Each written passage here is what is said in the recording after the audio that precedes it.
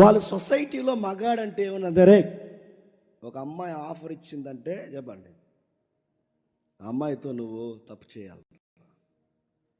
మగాడమన్న తర్వాత ఒక అమ్మాయి పిలిస్తే నువ్వు వెళ్ళలేదంటే ఏం మగాడవురా. మగాడంటే ఈ సమాజం ఇస్తున్నది కోపడాలని డెఫినేషన్ ఇస్తుంది. మగాడు అనగానే ఈ సమాజం ఇస్తున్న డెఫినేషన్ ఏంటి చెప్పిన, సెక్స్ చేయాలంటుంది, విచ్చలవిడిగా సెక్స్ చేయాలంటుంది.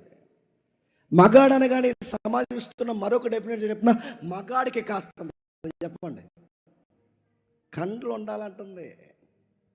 మగాడు అనగానే సమాజం సంపాదించాలంటుంది. మగాడు అనగానే కాస్త భార్యని కొట్టాలంటుంది. మగాడు అనగానే ఇంకేం చెప్తుంది, సినిమాల్లో బయట ప్రతి విషయంలో ఒక మగాడిని ఒక భయంకరమైన మరమనిషిలాగా చూపిస్తుంది. అదే మగతనం అనుకుంటున్నాం.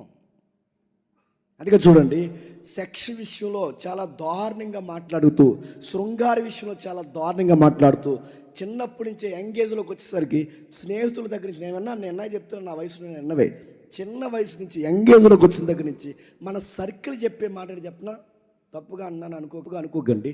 మన చుట్టూ మన ఫ్రెండ్స్ సర్కిల్ చెప్పే మాట ఏంటంటే, నువ్వు కట్టుకోబోయేదాన్ని కానీ నీతో తిరిగేదాన్ని కానీ సెక్షువల్గా తాన్ని ఎంజాయ్లో ముంచేయాలని చెప్తారు.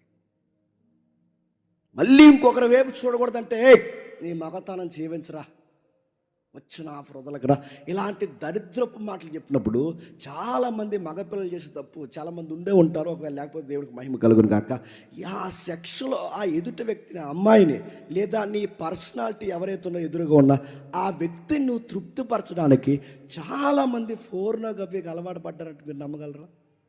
అంటే ఎలా చేయాలి, వాళ్ళని ఎలా హ్యాపీగా ఉంచాలి, అందులో భంగిమలేంటి, ఎలా ఉండాలని ఫోర్నోగ్రఫీకి అలవాటు పడిపోయిన వాళ్ళు ఉన్నారు. రెండోది, వయాగ్రా అనే కొన్ని ట్యాబ్లెట్స్ ఉన్నాయి. ఆ భయంకరమైన ట్యాబ్లెట్స్ వాడి గుండెపోటులు తెచ్చుకున్న చాలామంది పురుషులు ఉన్నారు.